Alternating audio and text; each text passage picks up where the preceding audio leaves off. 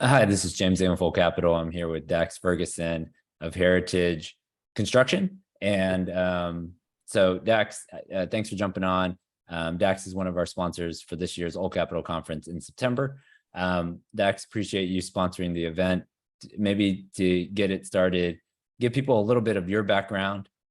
Usually you are right next to me in Frisco, Texas, but today you're out in Florida, so I appreciate you jumping on.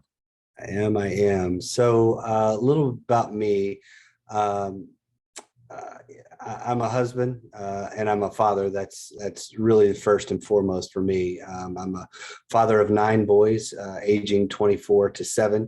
That tells you I'm already crazy to start there. So that's where I like to start. But as far as construction, won't go all the way back, but I've been in and out of construction, mostly in so many different facets, from building performing arts theaters to building high-end home theaters to building dental offices, and then to working on houses and then multifamily and switching strategically to multifamily in the end of 2015, and have found that's the way for me to scale my business and get to where I wanted to go. So making that switch in end of 2015 has been life-changing for me in my business.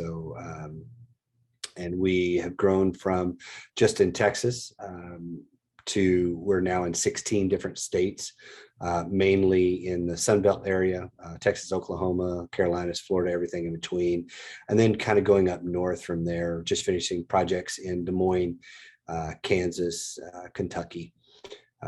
So it's kind of our areas that we're in currently. I think that encompasses 16 states there. I may be missing one, but there you go. So when buyers reach out, or when do owners typically reach out? Are they looking at a property? Are they already owning the property? When do you typically receive the call from the owner? So that's to engage you changed. guys? Yeah, that's changed over the last couple of years. So we used to just really focus on construction after they closed. But our owners that we work with quite frequently really started bringing us in on the due diligence. And so when I brought a program and I created our own software for a due diligence platform, we really are brought in at the LOI stage and then all the way through. And so we have a package that we do for due diligence. We take 50 to 60 pictures of every interior, exterior of every building. We fly drones over all the roofs. We inspect HVAC and electrical. So we give you kind of a full package there, and we walk every single unit. We don't just walk a sampling, we walk every one. So that way you can have a good idea of what you're walking into. And then on top of that, we created a CapEx calculator, basically, that you go in and pick and choose what you're going to do. And if you use us for due diligence, the replacement report goes into that. And so nothing's double counted. It helps you figure out what your budgets need to be for lending, which obviously that's where you come in, and they can hand that report to you, say, not only this is my budget, but here's where I plan on spending it. So you have a detailed idea of what they're planning on doing on their CapEx. And then we go all the way through execution of that. And then one of the unique things, and I don't know how many other contractors are doing it or GCs, but we actually do your AIA forms and submit to lending as well, so that you don't have to worry about that. So we put the AIA form together, you sign it, we send it over. Selfishly, it helps us running the business and the cash flow, but it also helps the syndicators understand they may not do it every day. We do. We can get this stuff streamlined and over to the lender a lot faster than they can. So that's helped out a lot of our people as well. So is that in terms of like the CapEx draws and things like that? When you're getting, whether it's replacement reserve or drawing against a capital line, you use that. Once you've done the work, you're able to submit it all to the lender, get that all, and then get the money back so you can do another project. That's correct. Or just keep moving on, right? If it's just progression draws, or we're done with this, particular project, it's just helpful because, syndicators, as they start out, as they may still work a W-2 and doing this on the side, and then they're working late nights trying to figure out how to put the AIA forms together to submit their draws. And it's something we do. We've got staff in the office that just takes care of it. It makes things easier. In fact, why I'm here in Jacksonville, Florida, is because they were having some problems with the draw process, and just the syndicators are getting so busy doing so many deals. He's like, I haven't slowed down to do my draws, and it's a bad deal because I'm just putting all the money in it. And I said, well, we'll help with that. And so that was one of the attractive pieces for him to choose us and have us come out here. And then, so talk about what most general partners are doing right now in terms of like, what size projects do you typically do? And then where are syndicators spending their money right now, whether it's exteriors, interiors, amenities? What are you guys spending most of your time on right now? Yes, that's a great question. It really is market specific on that. So, Memphis, Tennessee, we're going to do a lot of exterior and interior renovations, and you have a lot of vacancies in some of these rundown properties. So you have, we turn on average 30 units a month on interiors. And so when we're doing that, you have to obviously have large vacancies to do that. We're doing it in some other markets as well, but I'm going to use that market specifically. But here in Jacksonville, the occupancy is really high, but they still want to upgrade the units. And so what we're doing is what we call internally is our value add rehab, where it's anything that we can do while the unit is occupied. So it's going to be, door hardware, cabinet hardware, maybe refacing the cabinets or putting new door fronts on, do lighting, do appliances.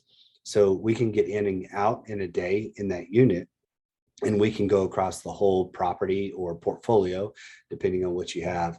And when rents bump, your pro forma I'm going to give a $300 rent bump if I did a full rehab, but with this one, I'm only going to get maybe 200, but you've done half of the work that you were going to do, right? And you still keep tenants. And so you don't have the additional cost of getting additional tenants in there and things like that. So that is where we are doing a lot more work or trending to go in those areas. And so it's been pretty successful in doing that.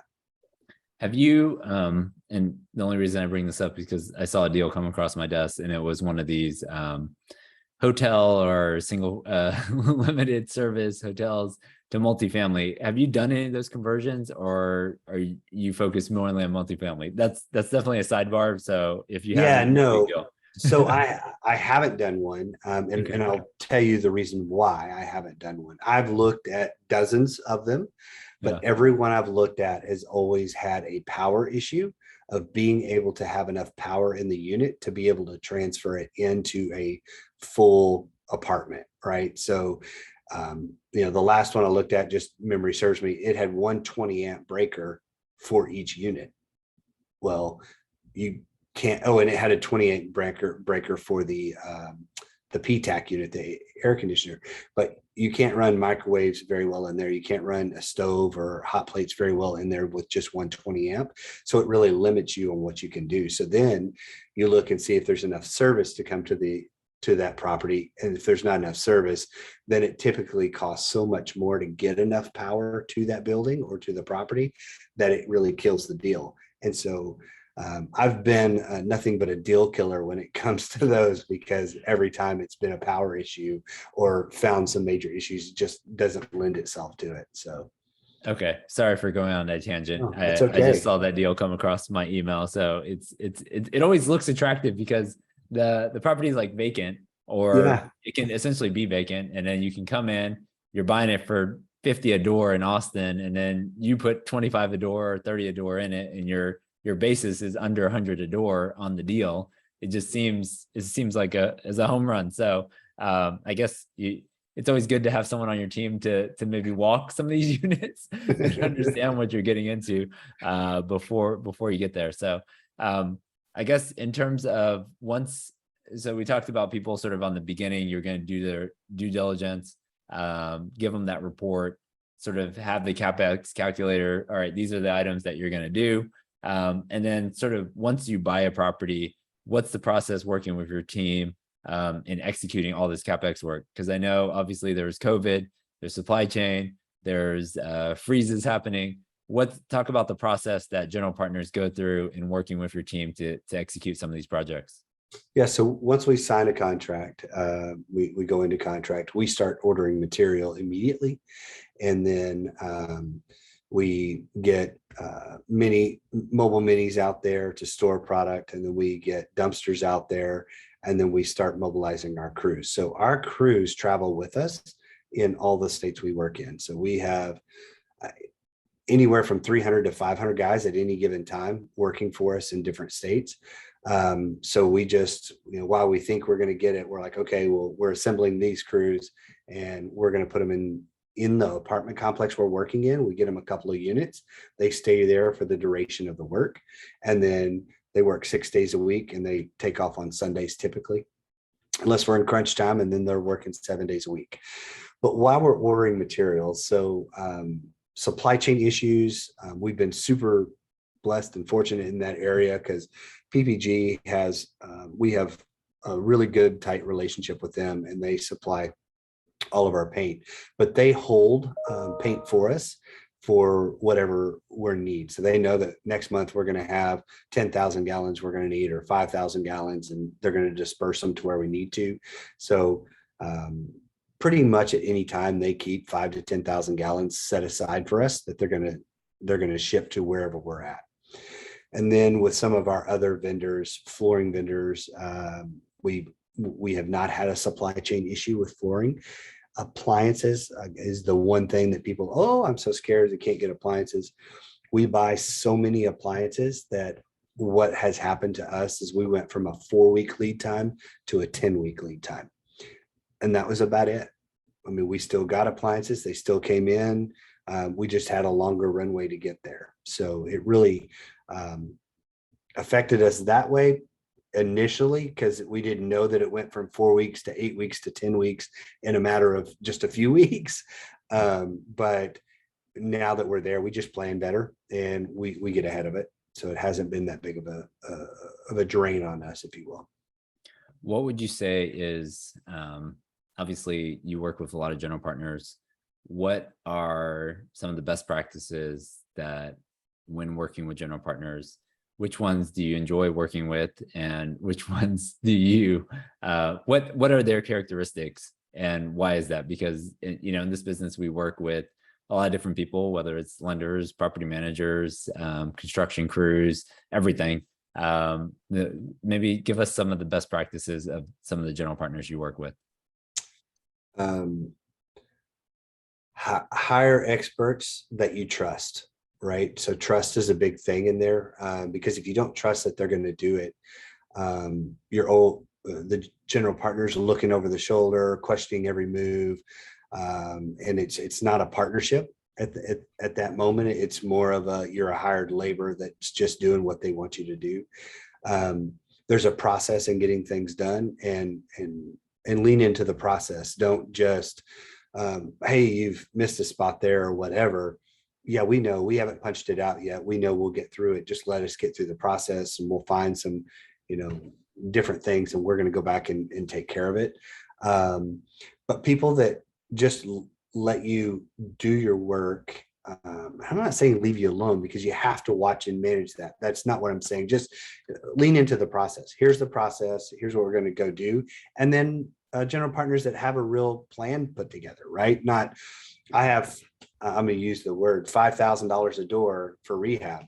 Well, what are you going to do with that? I don't really know yet, right? It's I'm going to do flooring and painting and appliances. Well, I'm like, well, you can't do that for $5,000. Well, I was told that I could. Well, maybe 3 years ago, and you're still using those prices from 3 years ago, or whatever, right? Just, know what you're going to do, be defined with it, and then lean into the vendors you're going to use. And if you're not going to lean into the vendors, then maybe you should take on GC role yourself and just hire local contractors and get it done. It's okay to do that as well. So that's Right. what I do. Yeah, I mean, obviously we work with a lot of general partners, and everybody comes with sort of a different idea, and so it's always good to give them an idea of what best practices you would want to see from their side. So, if anyone is interested in reaching out to you, obviously you're going to be at the conference in September. But what's the best way for people to reach out to you if they have any questions or they need a bid on a project? What's the best way for them to reach out to your company? Sure. So they can email at dax@heritageccs.com. That's always the best way, because I travel quite a bit. My cell number, I give it out. It's 469-261-1190.